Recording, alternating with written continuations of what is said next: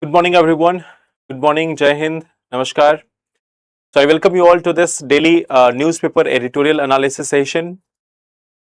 So, I hope you have been going through the editorials. Last day also, we have discussed three such articles, and in today's session also, we are going to discuss three articles. Let us see those topics first. We are going to discuss first about the UK and India Comprehensive Economic Trade Agreement. So, we are going to talk about this one topic, India UK CETA. Then we are going to talk about the second topic, which is with respect to the foreign policy of India in the present times. It is with respect to the foreign policy of India in the present times. And the third thing is, of course, related to the protest which is going on at Jantar Mantar. So, we are going to talk about these three basic topics, and then we will see also some answer writing portion on the basis of it. So, let us start this. We have the first one. The first article is about this, that this new India UK relation, it is a win-win for both UK as well as India.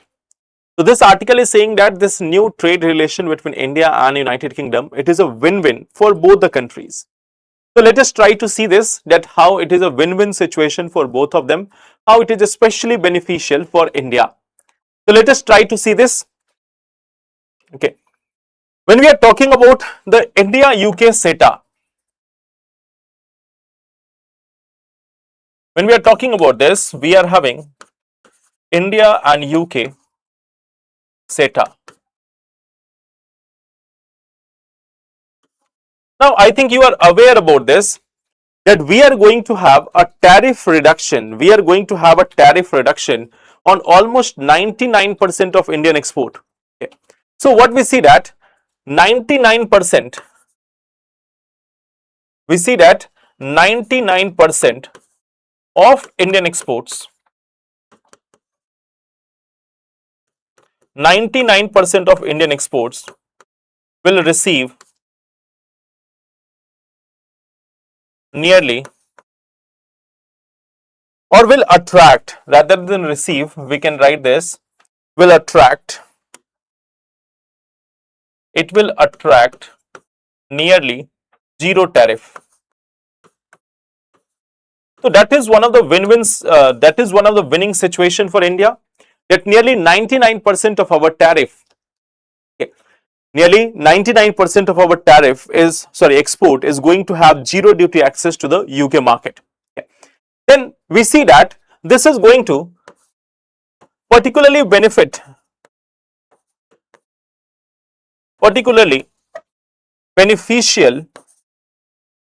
This is something which is particularly beneficial for labor intensive sector.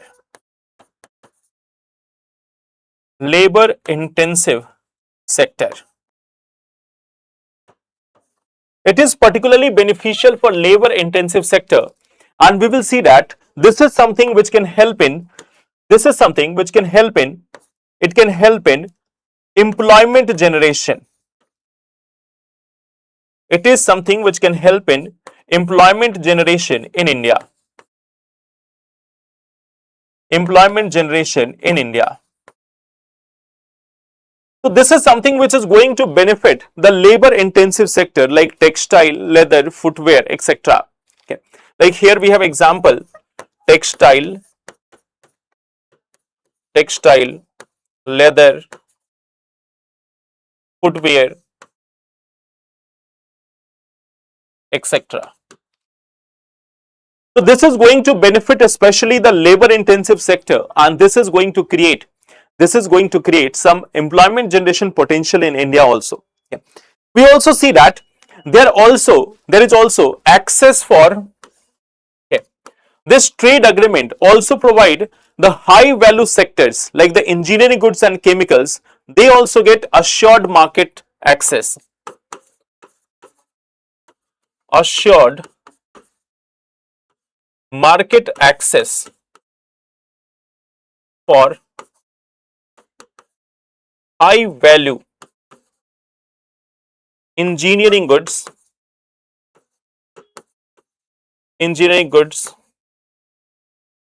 and chemicals. So it is also going to be beneficial for high value engineering goods and chemicals. That is also going to be beneficial for us. Okay. So we see that they are also going to get benefit from here. Now at the same time, we have already seen that as part of this India-UK trade relation, we have also seen that there is a provision of double contribution convention. There is also a double contribution convention.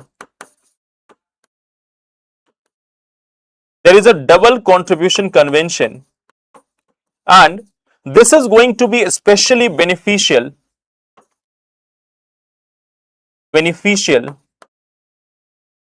this is going to be beneficial for Indian professionals.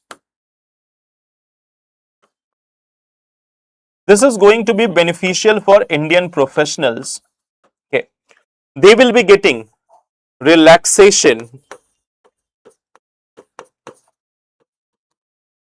from double payment of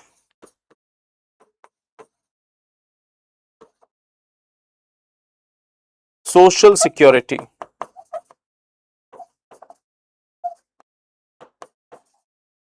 Double payment of social security. So we see that it is going to be beneficial. It is going to be beneficial even for our professionals. So we see that there is going to be export benefit. There is going to be labor employment generation. We are going to also see the market access for high value engineering goods. And at the same time, the fourth one that we can see, which we can see is that there is also going to be benefit for our professionals. So these 4 points which we see from here, that how it is going to be beneficial.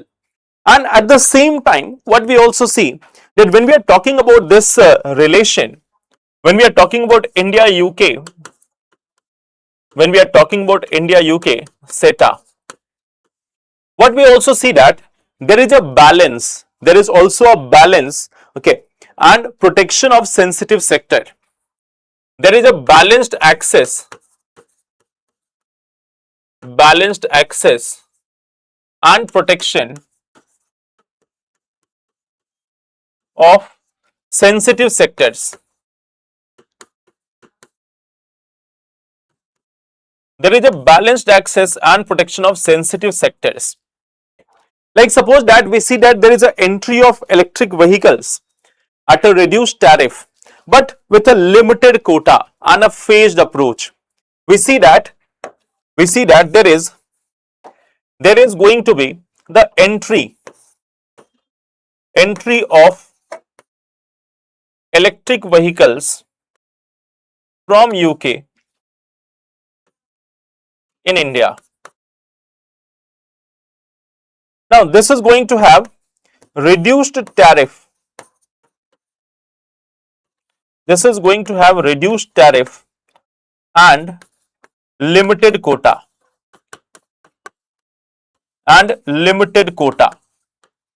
So this is something which is going to be executed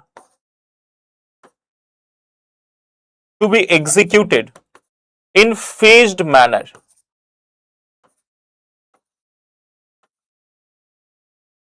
It is to be executed in phased manner, and thus we will also see that it will protect domestic EV manufacturers. It is going to also protect the EV manufacturers, plus at the same time it will also boost competition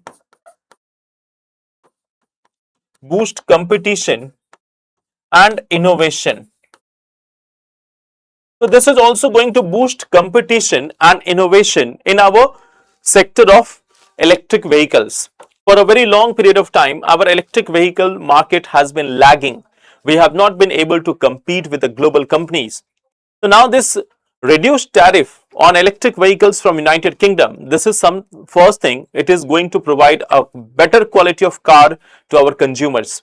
And at the same time, even our domestic companies, now they will also be competing for it. They also know that they have to compete now. The time is gone when they can provide anything in name of car and there will be no competition. So now we see that there is a higher competition also. I hope that's clear. Okay. Now also we see that there is also safeguard for agriculture. There is safeguard for agriculture. There is also safeguard for dairy sector. So these sectors are also going to win. There is going to be a safeguard for agriculture and dairy sector also. So this is one of the part we see. Okay. Now at the same time, what we also see that Indian service sector, we also see that the Indian service sector is going to get access.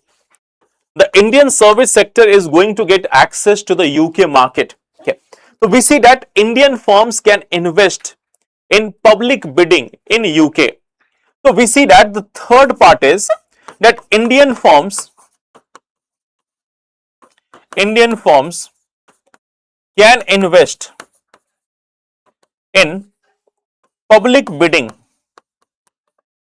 Indian firms can invest in public bidding in UK. So this is also going to boost our service sector. This is going to boost our service sector, especially in infrastructure and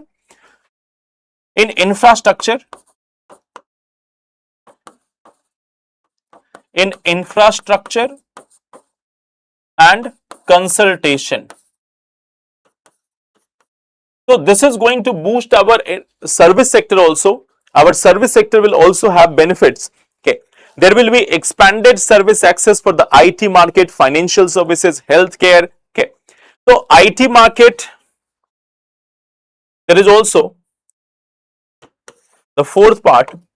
We see that expanded access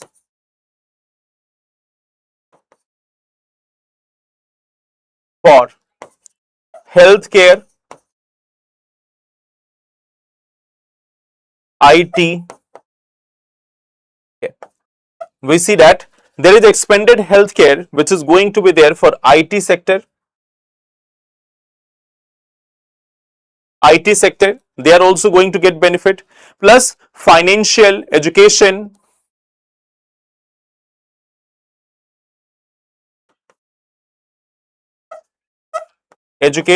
etc. So they are also going to get benefit. They are also going to get benefit in the UK market. So we see that all these sectors are going to be benefited. All these sectors are going to be benefited, whether it is financial, educational, healthcare or other sector. So this is going to help India also. This is going to help UK also. So what we will see that this overall India-UK SETA, if we talk about this, when we are talking about this India-UK SETA, if we talk from India's perspective,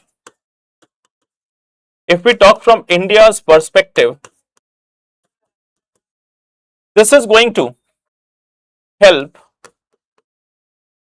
Atmanirbhar Bharat. It is going to help Atmanirbhar Bharat. It is going to help Make in India. It is also going to help this Make in India project. It is also going to support the Digital India.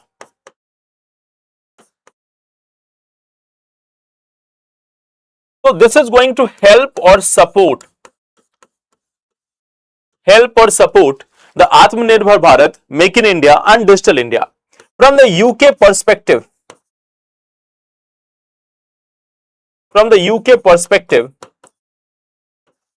they are getting access to fastest growing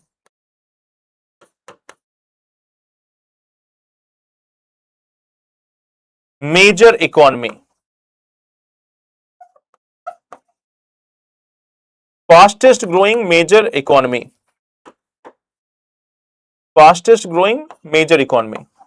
So that is also one thing which we see here, that they are also going access to a fastest growing major economy. So that is good from UK perspective also. That if we talk from the India's perspective, we see all the things. अगर हम India के perspective से देखें तो we are going to get all these things. We are going to have our exports which will attract nearly zero tariff. This is going to be particularly beneficial for the labor intensive sector. We will have assured market access for high value engineering goods and chemicals. Then we will see that there is also a double contribution convention which is going to be beneficial for the professionals. There will be relaxation from double payment of social security. So these are the possible benefits. We see that there is also entry of UV from UK in India. Now this will be having reduced tariff and limited quota. This will be executed in a phased manner. It will protect the domestic EV manufacturers, plus it will boost competition and innovation. Now at the same time, there is adequate safeguard for agriculture and dairy sector. There is also the Indian firms, they can invest in public bidding in UK. We are going to get access in infrastructure and consultation. And the fourth part is we will have expanded access for healthcare, IT sector, financial and education sector. So these are the areas where we are going to get enhanced benefit. Now at the same time, from the India's perspective, it is going to help us in Atmanirbhar Bharat also, Make in India also, Digital India also. And from the UK's perspective, it is going to help them in terms of what? In terms of access to the fastest growing major economy. Notes ready ho gaya? I think from here you can make notes easily now.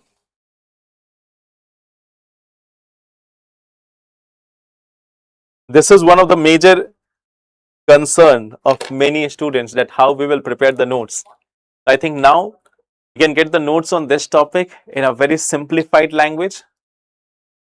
You can use it to write your answers also.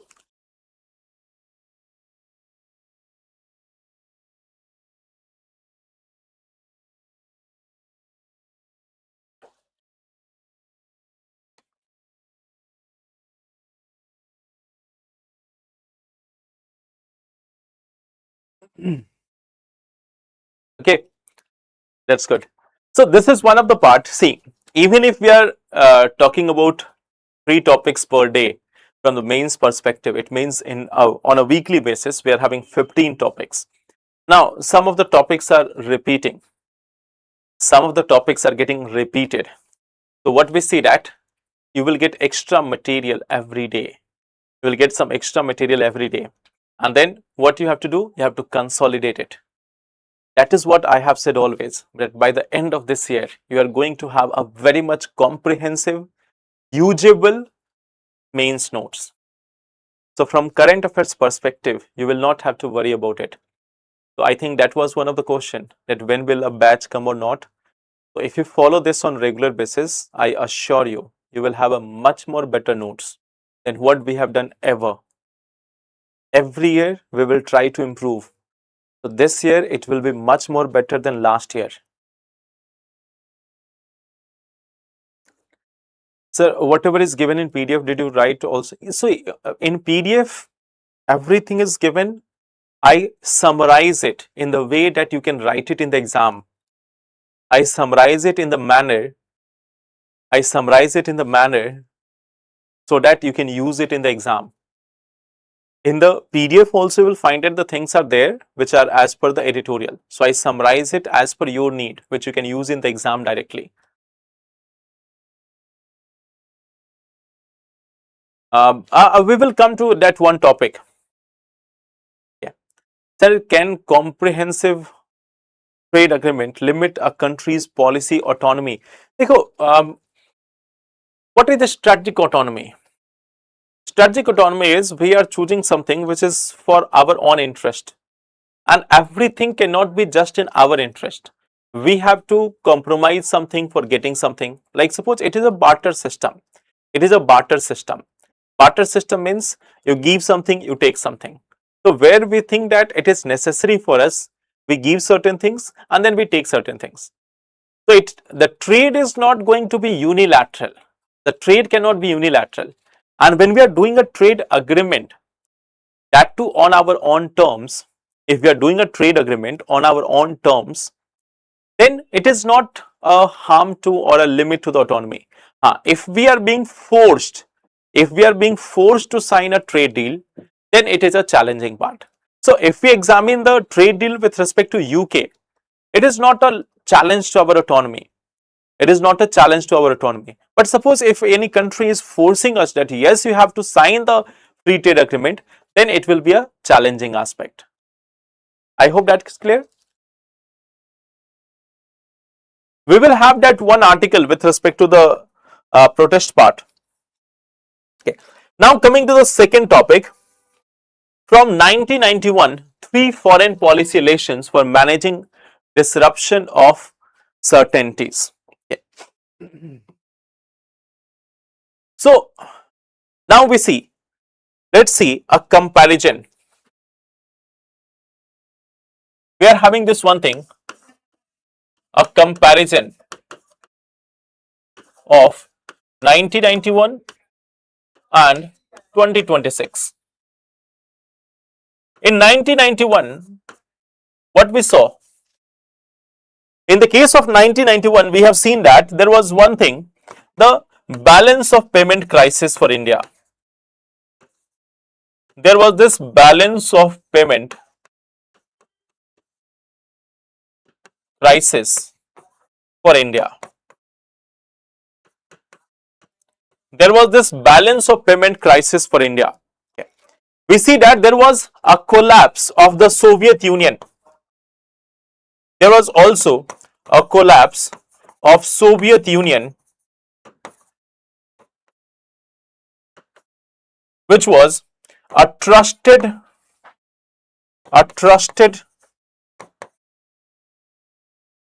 partner of India.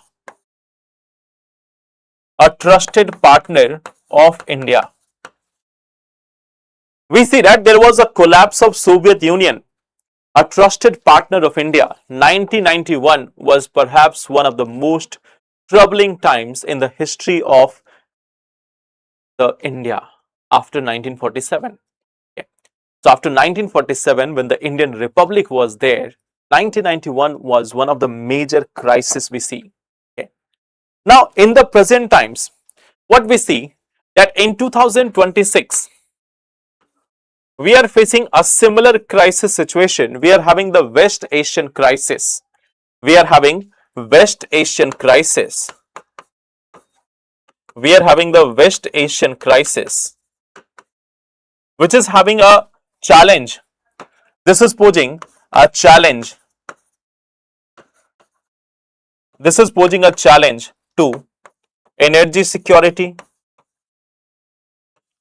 This is posing a challenge to energy security, to trade relations, and also the diaspora. It is having a challenge to our energy security, trade relations, and diaspora. Okay. At the same time, we have another thing going on, that is Europe and Russia war. Europe-Russia war and India's attempt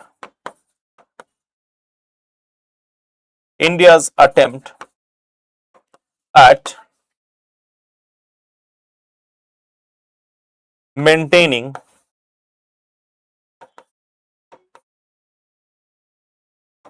good relations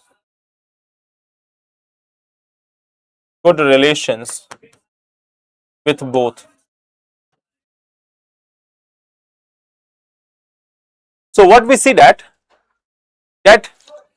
we have two different things. One is the West Asian crisis which is going on, the one which is related to energy security, trade relations, and diaspora.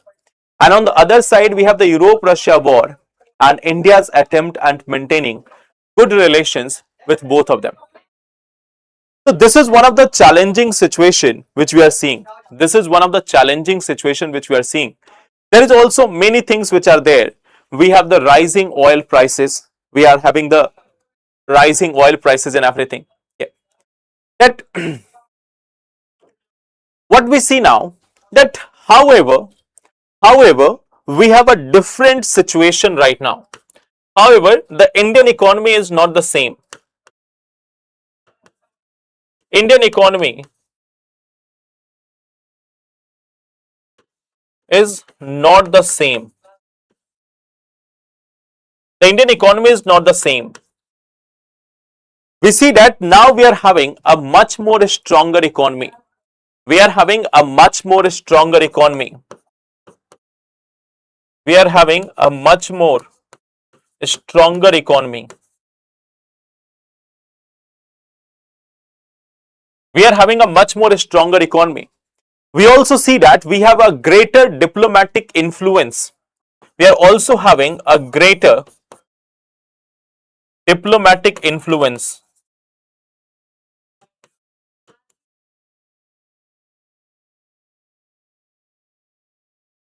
It is also having a greater diplomatic influence. And then we have a diversified strategic partnership.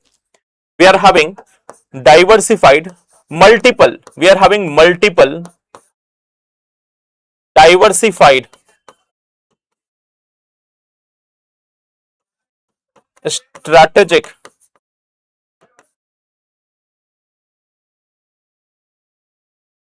partnerships. We are having multiple diversified strategic partnership. So what we see that this is something which we are looking right now. That on one side we see that there is a comparison of 1991. There is a comparison of 1991 and 2026. In 1991, we were having the following things. We see that there was this issue. There was a balance of payment crisis. There was a collapse of Soviet Union, a trusted partner of India. Now in the present times, we see that we are again having two different diplomatic situations. One is the West Asian crisis, where we are having Iran, Israel and US. We are having involvement of three nations here: Iran, Israel and US. Iran, Israel and US. So we are having three nations involved over here: Iran, Israel and US. Okay. So we see that all these three nations are important for us. All these three nations are important for us. Okay. We have also a challenge to the energy security, trade relations, diaspora. But we see that now the Indian economy is not the same. Indian economy is somewhat different. Indian economy is much stronger, more resilient. We have more diversified. We have more diversified relationship. Okay. So what is the reason behind BOP crisis? We will see that sometime else. There were multiple reasons behind it, not one region. That is an entire syllabus of economy. So we will see it sometime else. Now see this one thing, that this article is talking about what? This article is talking about three foreign policy relations. So this article is giving suggestion for what should be the approach in India's foreign policy. That what should be the approach in India's foreign policy. So we have three policy lessons, three lessons from 1991. We have got three lessons from 1991. What are those lessons? Let us try to see them one by one. What are those lessons? Let us try to see them one. Okay. First thing is, international power balance is never the same. One of the major thing is the international balance is never the same. Today one country is powerful, next day some other will be there. So international power balance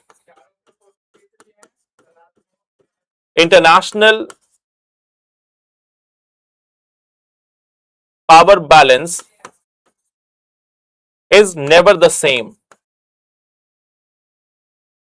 We have seen that at one point of time, Soviet Union was one of the most powerful country in the world, but then US emerged at it. Okay.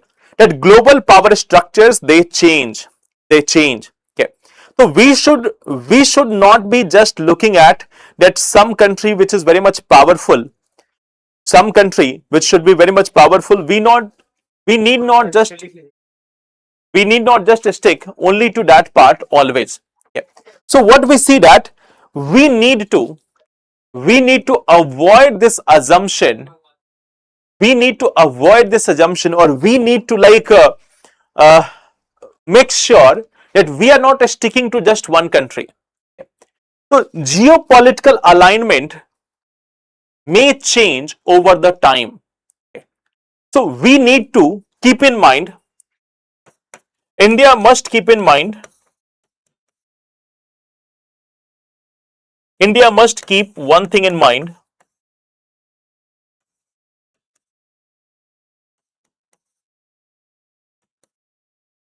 Geopolitical alignment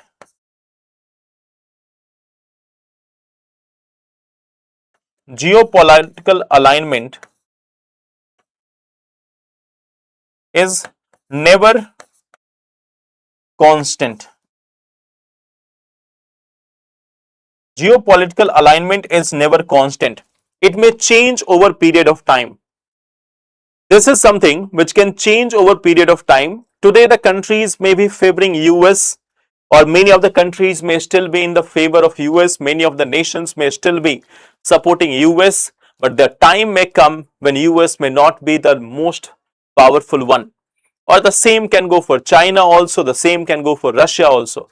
So what we exactly need is, we need to be flexible and we need to be adaptive. Okay. So there is a requirement of flexibility. So there is one thing, there is a requirement of flexibility and adaptation and adaptive nature of foreign policy.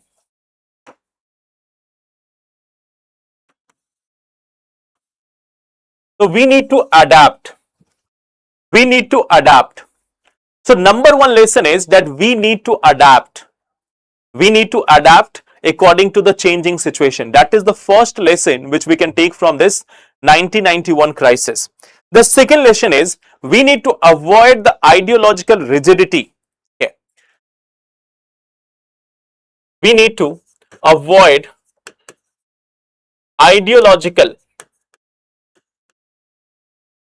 ideological rigidity. We need to focus on national interest. We need to focus on national interest. Okay. We need to focus on realistic diplomacy or pragmatic diplomacy over idealism. That we don't have to go through idealism, we have to be realistic, we have to be pragmatic. Okay. So we don't have to see each and everything from the emotional lenses. Okay. There must be each and every country, there are internal politics, strategic interest. Okay. So it should be on the basis of national interest rather than national interest rather than emotion, rather than ideology. So in the real world, ideologies are not going to help us, especially in foreign relation. The ideologies, the idealistic approach is not going to help us. So we need to be having a pragmatic approach, a realistic approach in case of international politics. We need to have the national interest as a priority. So that is the second part. Then we have the third portion. Okay. And the third portion is this one thing, that domestic reforms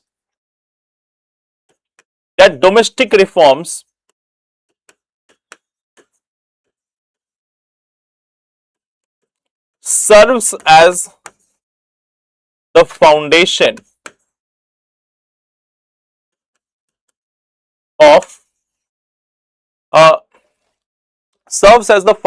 of strong foreign policy.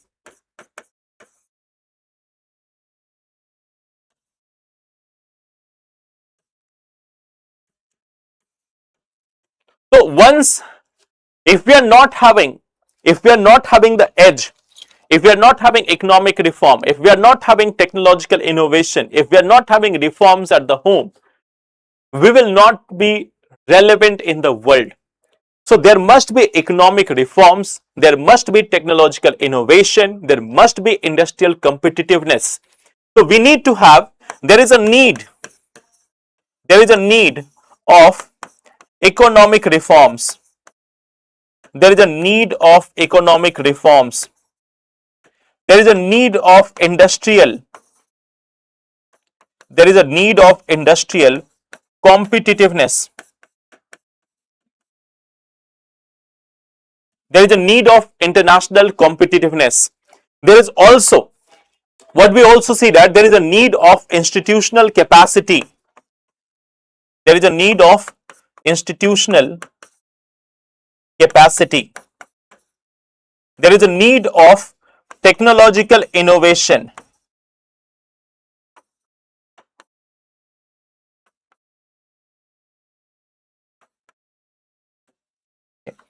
So these are the three lessons for the Indian diplomacy in the present times. That our diplomacy cannot be the same as it is there in a normal course. In 1991, we were having a crisis.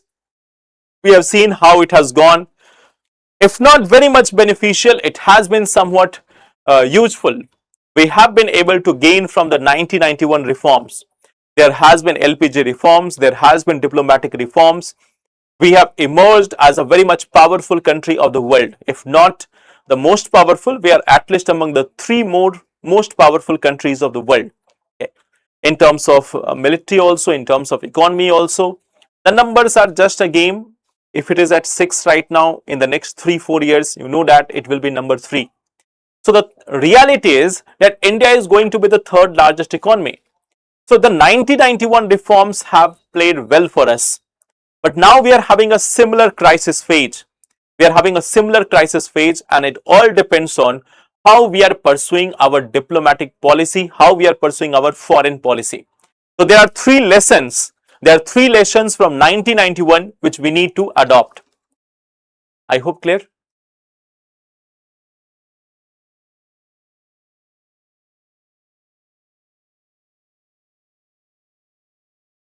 I hope this part is also clear.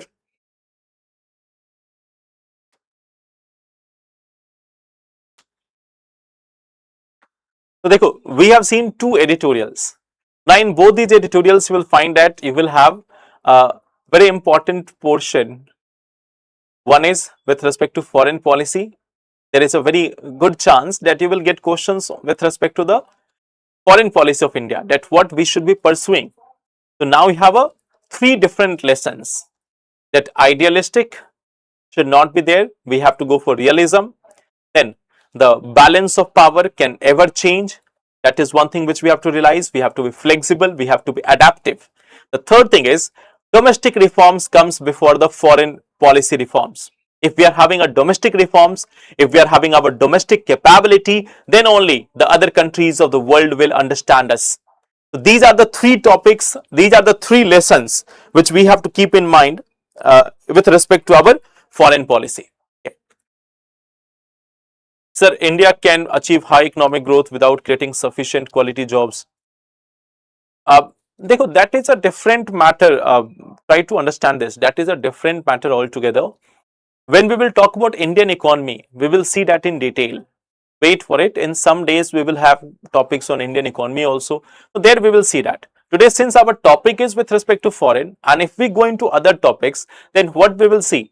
Neither that foreign will be completed, nor that economic policy will be completed. So let us see one topic at once. Okay. Now, coming to the third topic. Coming to the third topic. Okay. So the third topic is about the ongoing protest. The third topic is about the ongoing protest which is going on in Delhi. So on the basis of first 2 topics, we have 2 questions. As global uncertainty become the norm, India's success will depend on combining flexible diplomacy strong domestic capabilities, and continuous economic reform. Discuss 150 words. That is the first question. Second thing is examine the significance of SETA for Indian economy. 150 words. Okay. So these are the two questions which you have to practice on the basis of first two articles. Now we are coming to the third article, which is related with the protest which is ongoing in Jantar Mantar, which is ongoing at Jantar Mantar. Okay. So now here again we are seeing that multiple such things have been seen. Multiple such things have been seen. Let us see the first part, that when we are talking about this, okay, we have seen that first thing is unexpected turnout without a political party.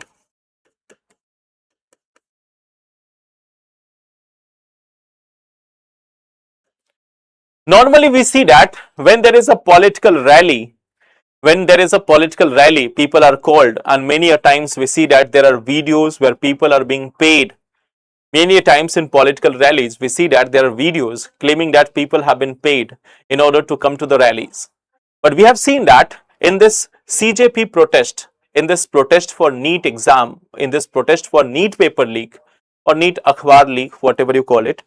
So in that protest, we have seen that there has been unexpected turnout from different part of the country. That is one of the major thing which we have seen. That this is something which was an organic and self-mobilized movement. There was second thing, organic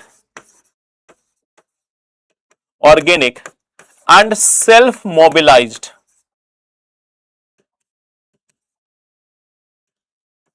Organic and self-mobilized movement. You may have seen that this is something which is organic in nature. Okay, like it is something which has not been directed by someone. It is not something which is like people have given money for some people to come and protest. They are given some benefits. People have come from their home on their own expenses. They have reached Delhi from multiple parts of the country, and then they have started protesting against the same, under the same banner, that we want the resignation of a minister.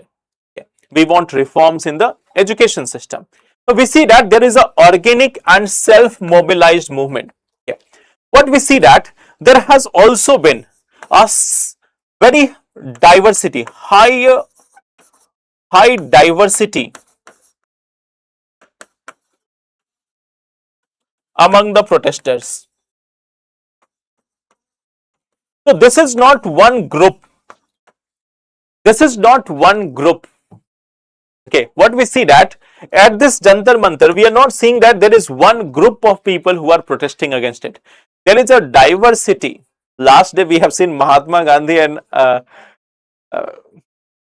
then we have seen Dr. Bhim Rao Ambedkar coming out at protest site in Delhi. So people have been dressing in different manner. People have been coming in different manner. So we see that Mahatma Gandhi and Bhim Rao Ambedkar also at the same Jantar Mantar for protest. So what we see that there has been huge diversity. There is a huge diversity. Now this is something which is not being done by one group or others. We are seeing so much diversity over there. Okay. We are seeing so much diversity over there that from different section, from different group, multiple people are coming in order to participate in this process. So some of them are coming from private schools, some of them are coming from colleges, some from their jobs. From multiple places people are uniting there. Okay. From multiple states people are uniting there. So this is one of the part. We see that the fourth important part is, okay, that what is the fourth most important part? Fourth important part is that although main part is NEET, but multiple education and employment, NEET paper leak, this was the initial agenda. But what we see that the broader agenda is reform in education and employment. Reform in education and employment. And the thing is, we see that there is a massive change. We see that there is a massive change. Okay. There is a massive change in the way we have protest in India. Earlier, the protests were centered around getting some freebies. Earlier, people were demanding for some freebies, they were demanding for some subsidy, they were demanding for some schemes of government. There have been protests with respect to reservation, political representation, many other things. But after a very, very long period of time, we see that there is a protest, there is a movement for reforms in education and employment. This is a significant turn of event that the first time we see that in multiple decades, not just here, in multiple decades, we see that there is first time a movement for education and employment. This movement is not saying that they want a political representation, they want a reservation, they want a subsidy, they want a laptop, they want a cycle, they want 10,000 rupees. They want reform in the education process. So we have seen that for a first time, after a very, very long year perhaps, after a very, very long time, there is a movement which is focusing on education and employment. So this is one of the major change which we see, that this is one of the significant output. This is one of the significant output. Okay. Then we see that there is another thing. This protest,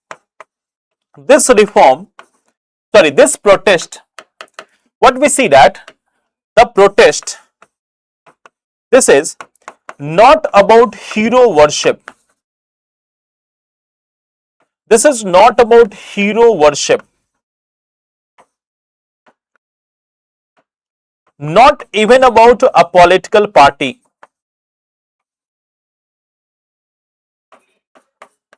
It is not even about a political party.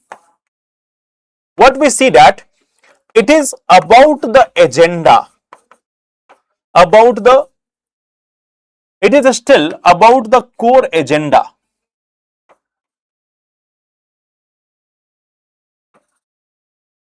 And what is that core agenda?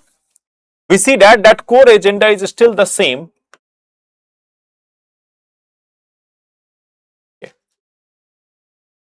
The movement has not turned into a hero worship thing. It has not turned about one person. It has not turned about one person. We see that it has remained as this centered around a particular topic, about a particular agenda, particular demand. Okay. So it is not about a person worship. It is not about worshipping any leader. Okay. The sixth important thing which we see here as part of it is that there have been a massive backlash. There have been a massive backlash. There has been a massive backlash against the mainstream media. Against the mainstream media. There have been a massive backlash against the mainstream media. People have been chanting slogans. People have been chanting slogans against the mainstream media of the country. The TV reporters, they have been heavily criticized. And yes, there have been instances of violence also, which is not good. Okay. There have been some instances of violence against the mainstream media also, which is not a good part. But we see that the broader part is, the broader thing which we have to understand here, that the mainstream media has been rejected by the youth of the country. We see that there is a massive ongoing support for the independent journalist, massive support for independent journalists and social media platforms. Okay. So we see that there is also a massive support for independent journalism.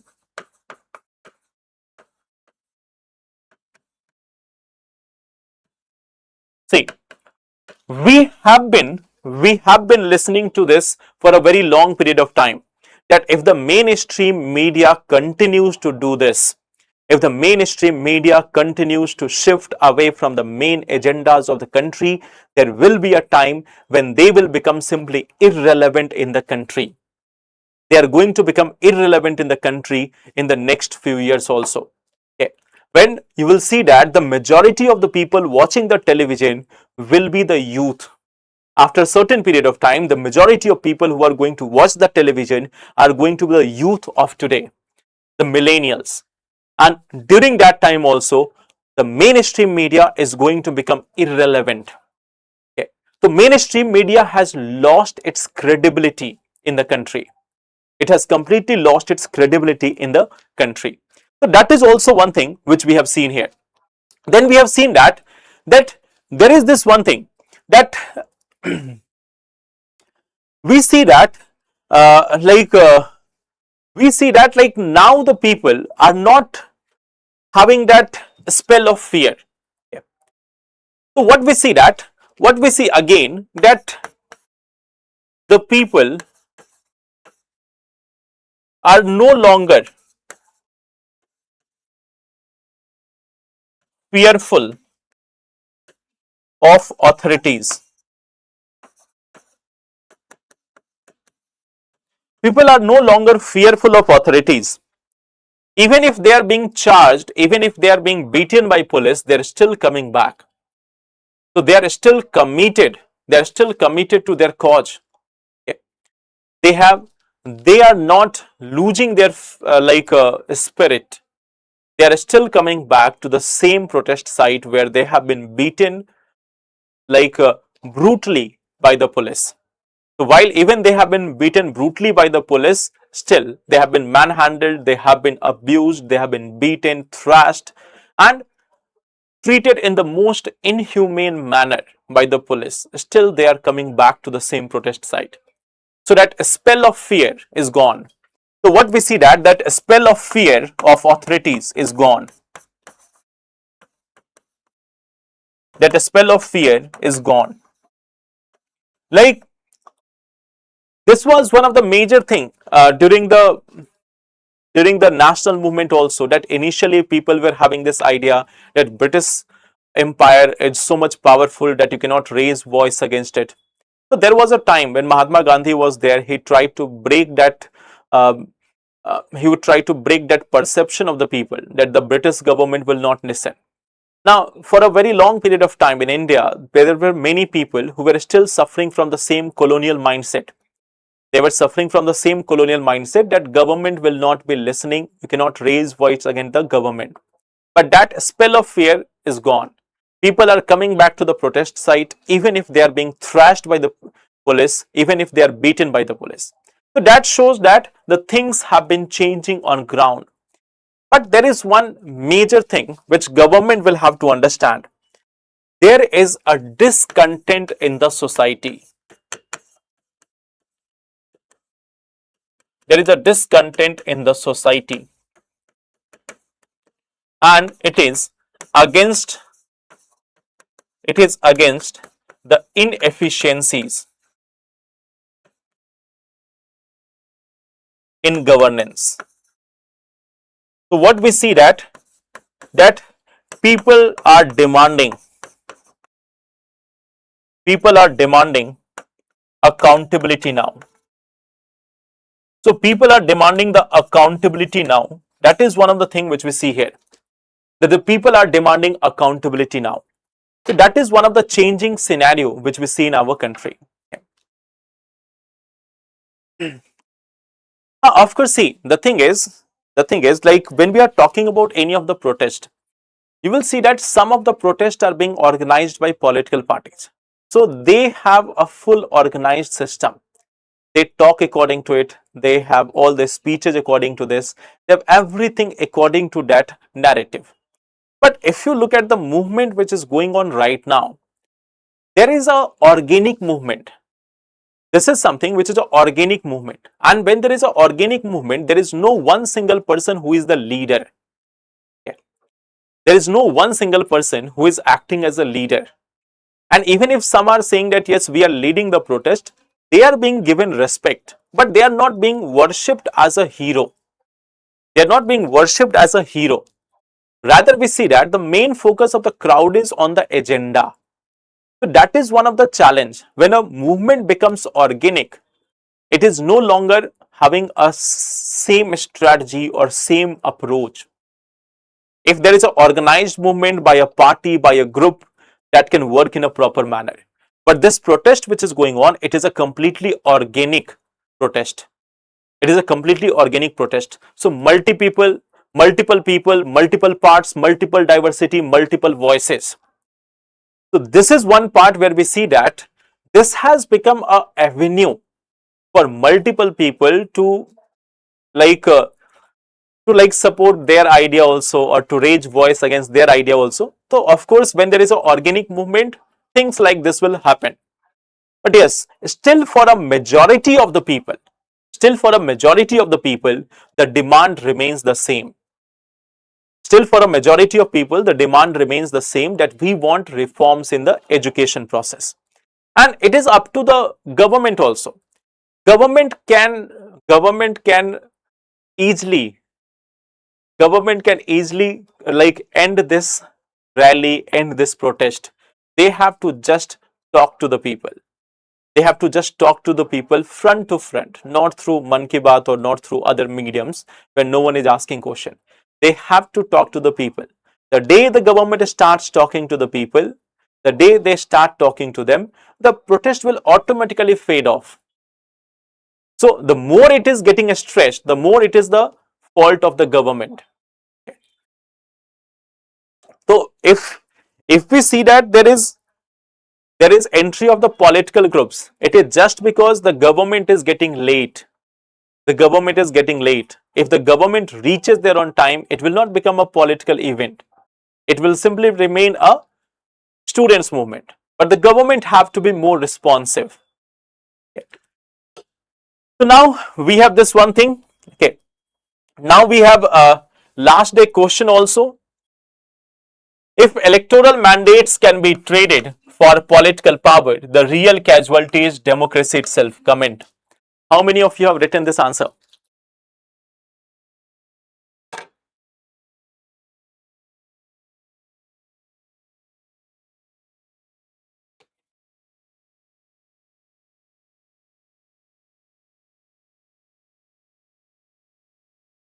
How many of you have written this answer? How I can tell you that why the education minister is not resigning? This is not for me to answer. This is not for me to answer. Why did B.R. Ambedkar call for Article 32 the heart and see? The thing is, the Article 32, which provides this right to constitutional remedies. Of course, if you are having any right, but if you are not having protection for that, so then it is having no meaning. So Article 32 has been called as soul of the Constitution because it is ensuring that all other rights are fulfilled. That's why it remains important. Okay, so in this question, of course, we can start with the article, okay, or the constitutional provision. We can start with the constitutional provision that we have the 10th schedule. We have the 10th schedule of the Constitution which provides for it. So in the polity questions,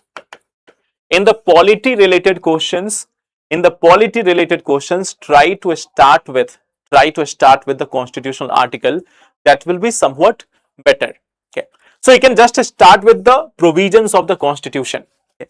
Now the thing is, you can mention the recent incidences of misuse of 10th schedule.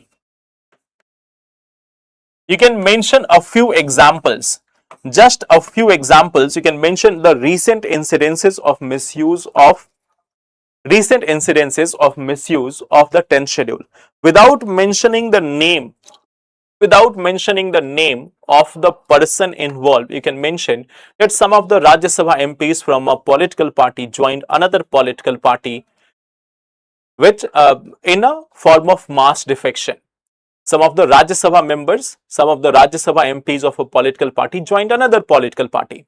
Then you can mention the similar thing with respect to what's happening in West Bengal. You can mention it about Maharashtra. You can mention it about Arunachal Pradesh and many other places. You can mention some of the recent incidences, of what's happening. So one or two examples. Then you will mention this one thing, that impact of this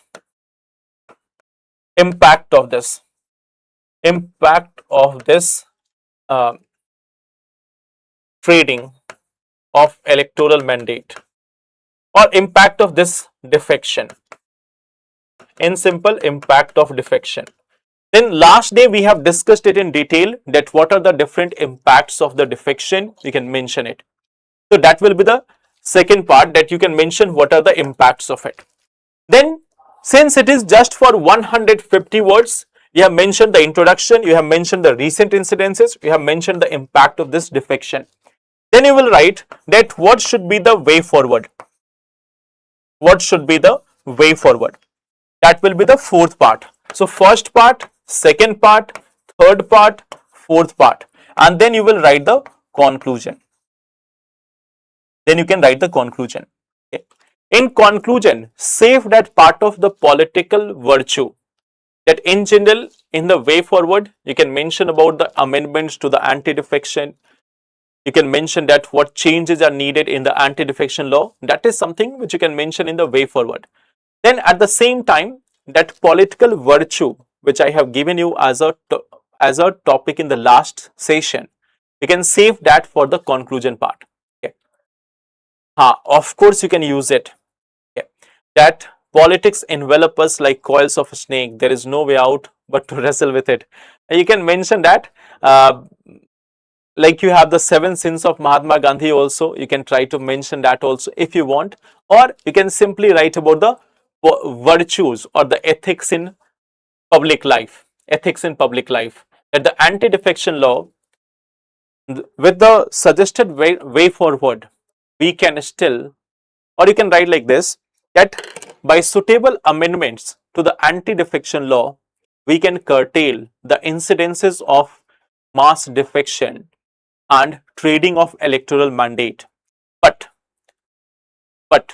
the real reform can only be there by instilling ethics in public life. Okay.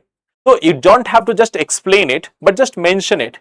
If although we can have amendment can reduce the incidences of defection, but at the same time, it is not about that. Until unless you have morality in politics, until unless you have ethics in politics, nothing is going to change. They will always find the loopholes. They're always going to find some loopholes. So until unless you are having a morality, until unless you are having a ethics in politics, nothing is going to change. We have seen the example in United Kingdom. Multiple prime ministers have resigned on moral ground. In various parts of the world, multiple people have resigned on the moral ground. So we see that it is all about the morality. So anti-defection law amendment can ensure the reduction in number of cases, but if we want to eliminate it, we need ethics, we need morality in politics. Okay. So that will be all. So then let's meet in the next session, and then we will discuss more about the other topics. So that will be all for today. Let's meet tomorrow, and then we will discuss more topics. Thank you everyone. Take care.